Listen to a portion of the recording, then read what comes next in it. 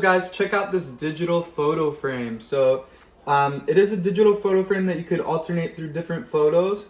It is a little bit more old school, so you can't connect to your phone, but what you can do is use a USB and just plug in the USB that's filled with pictures into the frame, and they'll just cycle through them.